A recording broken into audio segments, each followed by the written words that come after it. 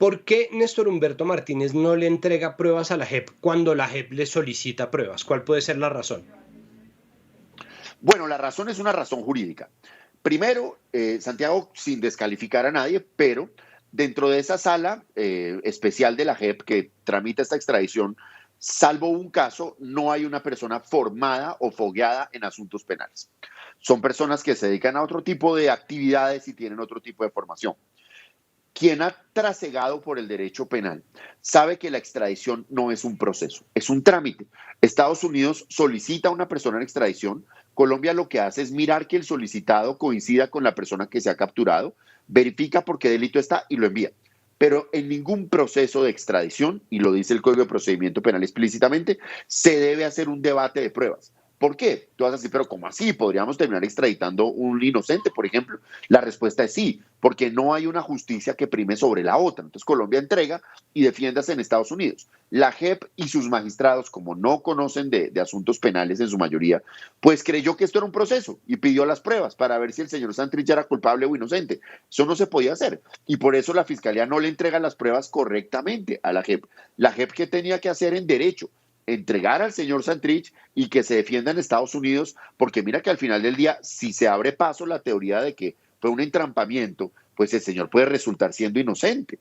Entonces, hace muy mal la JEP en dos puntos. Primero, en su pretendida superioridad sobre la justicia ordinaria, porque tú lo decías, ambos forman parte del Estado y ambos son igual de importantes, pero qué tristeza, no en este muy digno presidente que tiene hoy la JEP, sino en la presidencia anterior que nos decía que la justicia ordinaria no había hecho nada en 50 años por las víctimas. Y ahora entonces la JEP pretende darle órdenes ilegales a la fiscalía y después le reprocha que la fiscalía no las cumpla. Entonces lo que hay que entender es qué es un proceso de extradición y con independencia de que nos guste o no el señor fiscal general, pues hay que decir que él actuó en derecho. Mal hacen ahora en acusarle de traidor al proceso de paz. Mira que estaba yo oyendo a nuestra senadora que nos dice que casi que el culpable de que el señor esté en el monte y armado es el fiscal general. No, el señor tomó la decisión de seguirse comportando de esa forma y el Estado tendrá que actuar. Pero ni la JEP es más importante que la Fiscalía, ni la JEP es el redentor que la justicia ordinaria no fue. Es una institución más y punto. Pero existe en el acuerdo de paz una nota, un acuerdo de no extradición. Es decir, la JEP primero es un tribunal que se está inventando hasta ahora. Sí, La señor. justicia transicional no existía cuando se hizo ese código penal ni el acuerdo de extradición. Y la no extradición estaba pactada en los acuerdos de La Habana. Entonces la JEP un poco tiene que hacer respetar esos acuerdos. ¿Hasta qué punto? O incluso, si no está actuando en derecho la JEP, no es igual válido que como tribunal solicite las pruebas que la fiscalía tiene y que pueden facilitar el trámite, es decir, en vez de dejar las cosas para que usted y yo las discutamos 2 años y medio después, no valdría la pena que la fiscalía simplemente compulse las copias si el trámite de extradición puede ser más expedito. No, de ninguna manera. La JEP no puede pedir esas pruebas, como no puede pedirle a la fiscalía que revele una información que es reservada, que es secreta, porque este es un trámite que involucra a los Estados Unidos y que por eso mismo tiene una reserva muy estricta. Bueno, no importa, podría ser cualquier otro país, no es porque sea Estados Unidos. La JEP mal hace en hacerle esa solicitud de pruebas y estoy de acuerdo contigo. Aquí el debate es la fecha en la que presuntamente ocurrieron esos hechos. Y para eso, pues sí, podía haberse pedido un mínimo de prueba, un mínimo, pero lo que está reprochando la JEP hoy es, hombre, no me entregaron 24.000 pruebas, 24.000 audios, y por eso la Fiscalía traicionó el proceso de paz y no hay colaboración armónica. Hombre, nadie puede dar aquello que no tiene. La Fiscalía no puede entregar pruebas en un proceso de extradición, no las puede entregar, porque, insisto, no es un proceso, es un trámite. Seguramente si le piden otro asunto, la Fiscalía tendría que haber entregado las pruebas, los procesos que existan contra Santrich, contra Márquez en Colombia. Pero es que la extradición funciona así. La solicitud, las pruebas son de Estados Unidos, así pueda que físicamente estén en Colombia, pero eso no, así no funciona. Entonces yo creo que es un error de concepto de la JEP que ahora pretende acusar a la Fiscalía General de la Nación de desleal, casi que cargarle la responsabilidad del fracaso del proceso de paz, hablar de una colaboración donde no tiene que haber una colaboración, y creo que ese tampoco es el mensaje. Una pregunta, ¿la JEP, si es igual de importante que la fiscalía, no existe entonces ahí lo que, lamento llegar a este punto, pero lo que se conoce como un choque de trenes, es decir, no existe Sí, no existe una colisión entre los intereses de una entidad y la otra, porque me sí. parece que ahí usted está poniendo por encima, obviamente, el derecho penal, lo entiendo, usted es abogado penalista, pero al mismo tiempo, pues la justicia transicional, que son procesos que tienen una historia y que se experimenta con ellos cada tanto en algún país del mundo, pues no está terminada de inventar y sin embargo, pues la JEP tiene el carácter de corte, ¿no? De alta corte de este país. Entonces no existe, así sea un mecanismo que pueda conciliar esto. Creo que el debate no está, o bueno, al menos es lo que yo pienso, es decir, entrar a debatir en este momento, usted y yo, sí, Néstor Humberto Martínez, ¿es o no un enemigo de la paz? Creo que no vamos a salir nunca de ahí, pero no existe una posibilidad en que la JEP eh, tenga derecho a como corte de este país exigir, por ejemplo, que los procesos que le corresponden a ella, como las de los firmantes de la paz, sean tramitados a través de ella. Hay un gran problema y se acierta en ello, es que como la JEP es un organismo de justicia transicional con una vocación transitoria y es parte esencial del Acuerdo de La Habana, el que no se quiso incorporar dentro del mapa de la rama judicial. La JEP es una organización autónoma, no está metida en la rama judicial, lo cual para estos efectos es irrelevante, o sea, daría lo mismo. Pero claro, la justicia transicional es un proceso experimental, pero es que el caso de Santrich es un caso de delincuencia ordinaria. No es un evento que estaría sujeto a la JEP. Por eso no hay discusión, porque lo que se está señalando es si para diciembre del 2017 el señor estaba involucrado, si con posterioridad a diciembre del 2017 el señor está involucrado en tráfico de estupefacientes, punto. Eso no tiene nada que ver con la justicia transicional. La fiscalía no podría chocar, en términos de choque de trenes, con la JEP frente a eventos relacionados con el conflicto armado porque prevalece la JEP. Pero en ese mismo contexto, la JEP no podría chocar con la Fiscalía en eventos de justicia ordinaria. ¿Qué sucedió aquí? Que la JEP, digamos, no visualizó que este no era un hecho relacionado con el conflicto. La falta de experiencia les jugó una mala pasada a los magistrados, en el sentido de que no habían tenido una experiencia en un trámite de extradición, porque la lógica de Santiago nos dice a todos que en un proceso de extradición, hombre, primero el país antes de entregarlo a uno debe mirar si uno es inocente o culpable. Esa es la lógica. Pero el derecho colombiano dice, yo entrego y defiéndase allá. Así, y por eso han habido casos como el del Marrano, acuérdate, Santiago, que entregaron al que no era.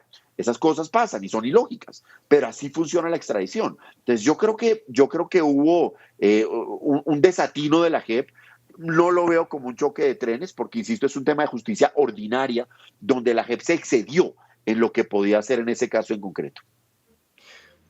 Por último, ¿por qué no se asignó alguien que fungiera como árbitro si existía un problema entre jurisdicciones? Es decir, si por un lado está la Corte Suprema de Justicia que juzga a Santrich como senador, por el otro lado está la JEP que juzga a Santrich como firmante del acuerdo de paz y por otro lado está la justicia ordinaria, ¿no?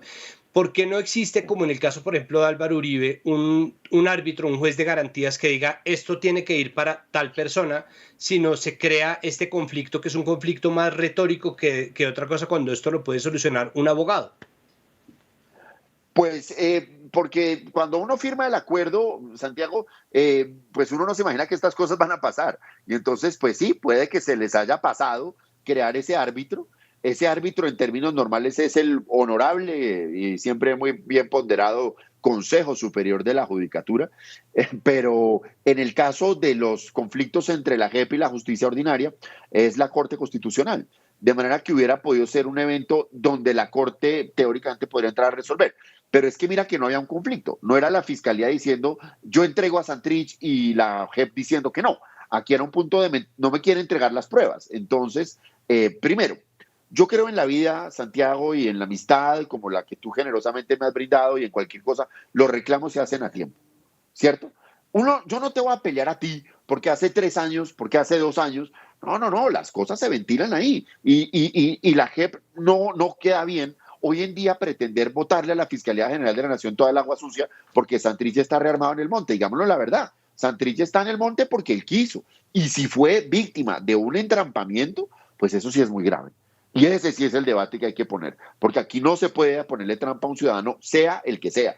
Y si esa fue la situación, demos ese debate. Pero no vamos ahora a decir que Néstor Humberto Martínez o Francisco Barbosa o, no sé, Gustavo de Grave es el culpable de una tragedia nacional. No, asumamos las cosas en su momento y demos el debate de si lo entramparon o no, pero no sigamos derramando sobre llorando sobre la leche derramada. Y la JEP, por favor, que le baje un poquito a ese tema de esa superioridad moral que se siente sobre la administración de justicia, que en Colombia tenemos 30.000 jueces que la pasan muy mal, no tenemos 51 magistrados como en la JEP, ni tenemos los recursos que tiene la JEP, trabajamos con las uñas en la rama judicial de Colombia y hemos puesto las víctimas, como lo hicimos en la masacre de La Rochela, como lo hicimos en la masacre del Palacio de Justicia y como pasa todos los días, como para que la JEP se venga a abrogar el papel del mártir que nunca tuvo la justicia colombiana. Eso no es así. Bueno, muy bien. Muchísimas gracias, doctor Bernate. Ahí sí, creo que el debate sigue abierto y creo que hay mucho de eso que es más, es decir, opinión. Es decir, ¿cuáles son los puntos a verificar? Pues ahí está. Le agradezco muchísimo la explicación. A ustedes, Santiago, felicitaciones por este espacio, gracias por tenerme acá y lo único que no está en debate es nuestra amistad. Eso es del resto todo, claro, no importa que lo debatamos. Un gran abrazo, Santiago. Muchas gracias. Vale, que esté muy bien. Ahora, nosotros quisimos también traer a alguien que es experto en la JEP, un jepólogo, como bobamente me he inventado yo el nombre. Y está con nosotros por eso el profesor de la Universidad del Rosario, Juan Francisco Soto. Juan Francisco, bienvenido a Puntos Capitales. Buenas noches. Buenas noches, Santiago. Muchas gracias por la invitación. Un gusto estar acá. También un saludo a mi colega, el profesor Bernate, que acaba de intervenir. Y pues es un gusto estar acompañándonos en este tema tan interesante y tan importante.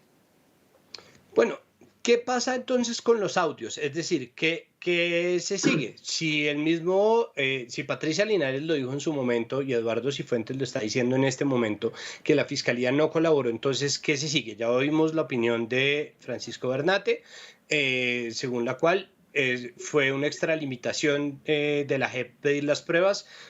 ¿Por qué se pidieron entonces las pruebas? ¿En dónde se puede establecer claridad de cuál era el proceso en ese momento?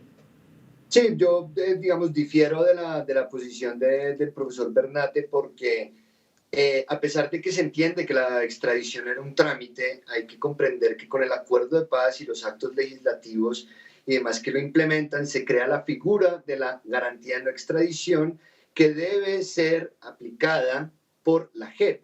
Entonces, en el momento en que un excombatiente que está amparado bajo la figura de no extradición es solicitado en extradición, la JEP tiene que verificar si en efecto esa solicitud de extradición contraría la garantía que le dio el acuerdo de paz o no la contraría. Y para saber eso, tiene que saber si el delito por el cual se le está solicitando en extradición ocurrió antes del 1 de diciembre del 2016 o después de diciembre de 2016.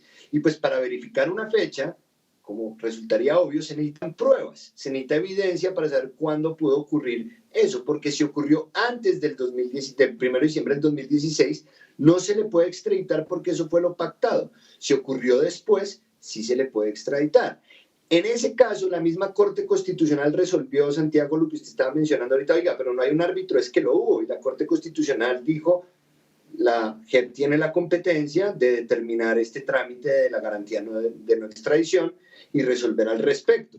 Y para resolver, por supuesto, la práctica ordinaria en tiempos ordinarios, en la justicia ordinaria es un trámite la extradición, pero en la justicia transicional es un poco más complejo porque también tenemos acá otros principios que entran en juego, como el derecho a la verdad de las víctimas, el derecho a la justicia de las víctimas, el derecho a la reparación de las víctimas y también los beneficios pactados con un grupo armado al margen de la ley para alcanzar un acuerdo de paz. Entonces no es tan sencillo el trámite de extradición en un contexto transicional. En esa medida la JEP solicitó las pruebas para determinar si aplicaba o no la garantía de no extradición, no para determinar si el sujeto era culpable de un delito para ser extraditado o no, sino para determinar si aplica la garantía que tiene que revisar la JEP.